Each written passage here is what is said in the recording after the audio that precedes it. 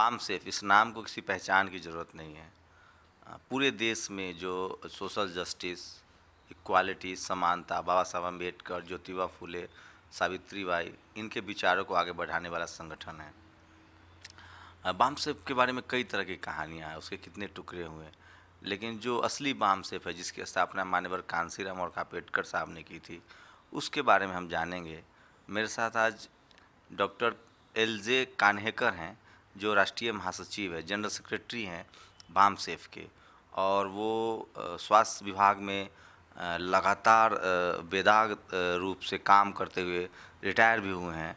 तो उन्हीं से जानेंगे कि बामसेफ की आगे की रणनीति क्या है और आगे वो बामसेफ को कैसे आगे ले जाएंगे। सर, पहले तो आप ये बताइए कि जो बामसेफ है उसकी स्थापना कैसे हुई थी, और वो कहानी कितना रोचक है जब कांसीराम ने इसकी स्थापना की। बामसेफ ये संगठन जो बना है ये पढ़े लिखे सरकारी कर्मचारियों का है, और पढ़े लिखे जो कर्मचारी है वो बाबा साहब अम्बेडकर के आंदोलन की देन है। तो बाबा साहब अम्बेडकर ने जो आंदोलन चलाया उसका एक सामाजिक उत्तरदायित्व पढ़े लिखे लोगों का होता है। वो उत्तरदायित्व निभाने के लिए पढ़े लिखे लोगों का यह एक बामसेफ संगठन है। यह बात है कि इस संगठन के जो संस्थापक है मान्यवर खापर्डे साहब, मान्यवर कांशीराम साहब, ये इन्होंने इस संस्था की स्थापना की। उसमें दीना भाना भी थे। तो इसका जन्म दिसंबर 1978 में यह बोट क्लब पर हुआ, और हम उस वक्त छात्र जीवन जी रहे थे। लेकिन छात्र जीवन जीते हुए भी औरंगाबाद में जब हम थे तो औरंगाबाद यह ऐसी भूमि है, वो बाबा साहब अम्बेडकर ने जो कॉलेज की स्थापना की है और उस कॉलेज में हम जो पढ़े हैं, तो एक आंदोलन की भूमि उसको भी कहा जाता है। तो उसी वक्त मान्यवर कांशीराम साहब, मान्यवर डी.के. खापर्डे, मान्यवर अनंत फूले, ये हस्तियाँ पूना से औरंगाबाद आती रहती थी, और हम उस वक्त जब भी वो आते थे उनके मीटिंग में हम हिस्सा लेते थे। कांसीराम साहब भी एक दो बार जब औरंगाबाद आए, उन्होंने जो कैडर कैंप लिया उस कैडर कैंप ने भी हमने सीखा। तो बामसेफ में एक जो उसका उद्देश्य रखा है कि हमें इस देश में जो सामाजिक व्यवस्था है, ये खड़ी सामाजिक व्यवस्था को एक आड़ी एक सामाजिक व्यवस्था के रूप में बदलना है। इसीलिए बामसेफ उन्होंने बनाई, और उस बामसेफ में हम उस वक्त जुड़े। सर, आप दिल्ली में सर्विस करते रहे, स्वास्थ्य विभाग में रहे, अधिकारी रहे, बामसेफ से जुड़े हैं लगातार। कभी इसको लेकर कभी कोई परेशानी हुई किसी तरह की? ये एक भ्रम है। सरकारी कर्मचारियों के जो रूल्स है वो तो उनके ऊपर लागू रहते हैं, लेकिन इस संगठन में काम करते हुए मुझे कभी परेशानी नहीं हुई। मैं तो बढ़ चढ़ के हिस्सा लिया हूँ, और वो सरकार से हमें क्यों दिक्कत होगी। हम तो सरकार के नियमों के अंतर्गत काम करते हुए हम इस संगठन से जुड़े हुए हैं, और ये सामाजिक संगठन है। तो सामाजिक संगठन में काम करने के लिए कोई सरकार की बाध्यता नहीं होती। ये तो हमारा राइट है, ये अधिकार है।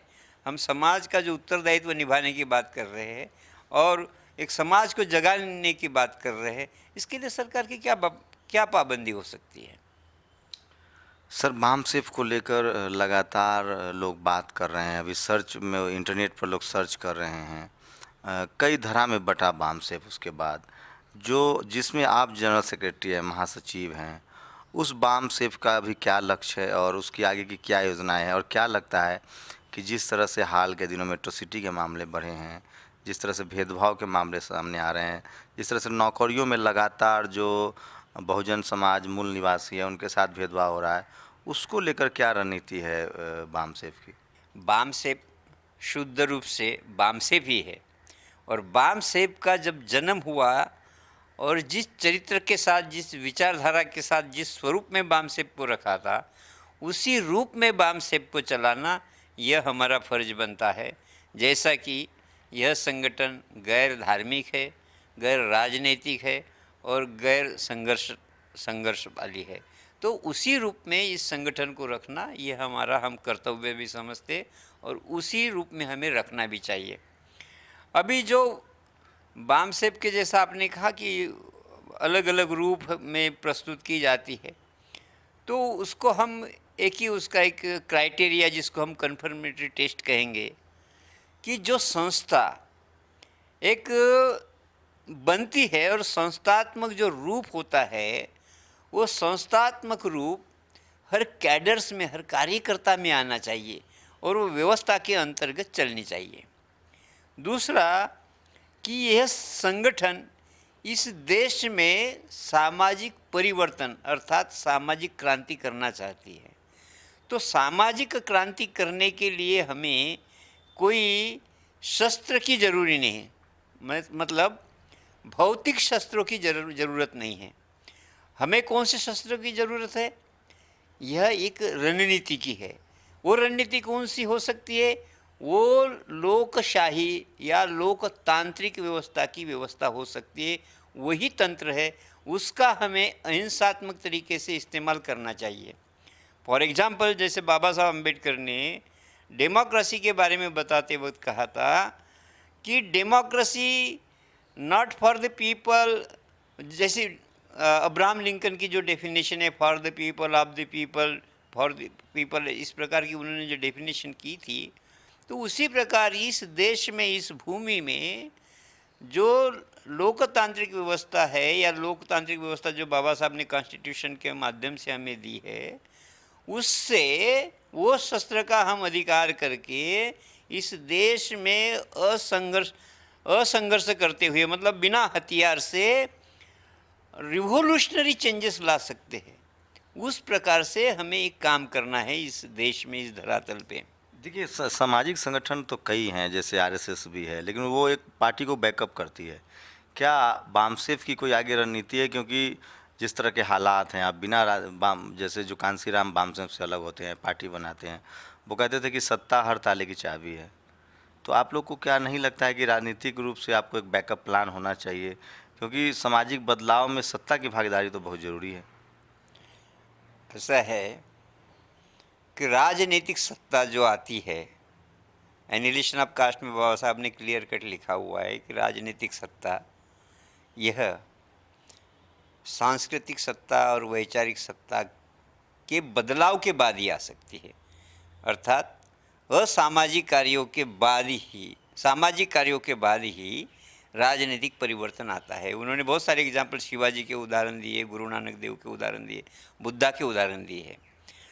यह एक जो आंदोलन है, बामसेप के द्वारा आंदोलन चलाया जा रहा है, ये एक मानसिक परिवर्तन का है, जिसको हम कहते हैं ना टोटल सोशल रिवोल्यूशन। ये रिवोल्यूशन यहाँ दिमाग में होनी चाहिए। किस तरह का मानसिक बदलाव चाहते हैं आप लोग? वो किस तरह के बदलाव आप लोग चाहते हैं?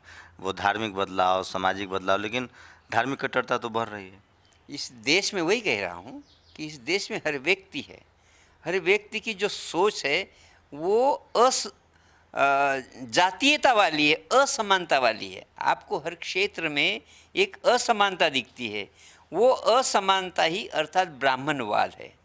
और ये असमानता के खिलाफ लड़ाई लड़ना ये बहुत ज़रूरी है। जैसा हमारा समाज है, हमारा समाज जातियों में बटा हुआ है, हजारों जातियाँ हैं और हर जाति का स्थान एक अलग है। सामाजिक व्यवस्था में हर जाति का स्थान अलग है, असेंडिंग ऑर्डर, डिसेंडिंग ऑर्डर है, एक के ऊपर एक है। तो उसी प्रकार से ये भेदभाव करते रहते। ये भेदभाव कहाँ से हो रहा है? भेदभाव अपने मन मस्तिष्क में हो रहा है। तो अपने मन मस्तिष्क से भेदभाव निकाल देना ही बहुत बड़ी वैचारिक क्रांति है। और जब तक ये क्रांति नहीं होगी, कोई जातियों में ध्रुवीकरण नहीं होगा। और जिस दिन ध्रुवीकरण हो जाएगा उसी दिन क्रांति हो जाएगी। डॉक्टर साहब, आप रिटायर भी हो गए हैं, स्वास्थ्य विभाग में आप अधिकारी थे, तो आगे की आपकी क्या रणनीति? आप नागपुर दफ्तर से काम चलाएंगे या देश का दौरा करेंगे? हमारा सोशल ऑब्लिगेशन है, हमने निश्चय कर लिया है। हम जब से इस संगठन से जुड़े हैं, हम इसी संगठन में काम कर रहे हैं, ना इधर गए ना उधर गए।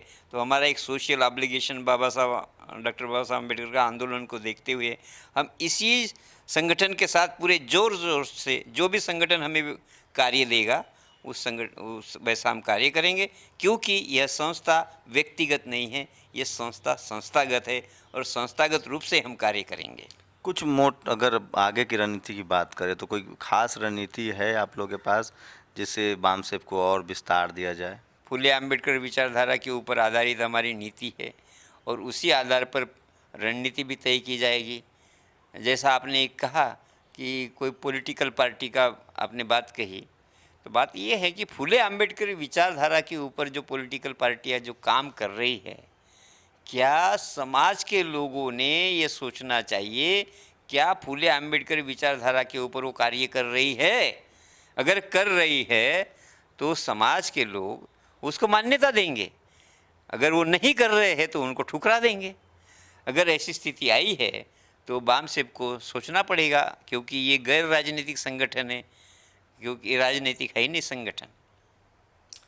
तो ये थे डॉक्टर एल.जे. कहानेकर साहब जो राष्ट्रीय महासचिव है, जनरल सेक्रेटरी हैं बामसेफ के, और लगातार जिस तरह से जो बहुजन समाज मूल निवासी हैं, एससी, एसटी, ओबीसी, माइनॉरिटी, उनमें जो सामाजिक बदलाव की प्रक्रिया से लोग गुजर रहे हैं, खासकर जो अम्बेडकरवादी साहित्य है, जो बहुजन समाज के वो नायक हैं जिन्होंने सोशल जस्टिस के लिए, इक्वालिटी के लिए अपनी ज़िंदगी की कुर्बानी दी है, ज्योतिबा फुले हैं, सावित्री बाई हैं, उनके विचारों को लेकर बामसेफ आगे बढ़ता है।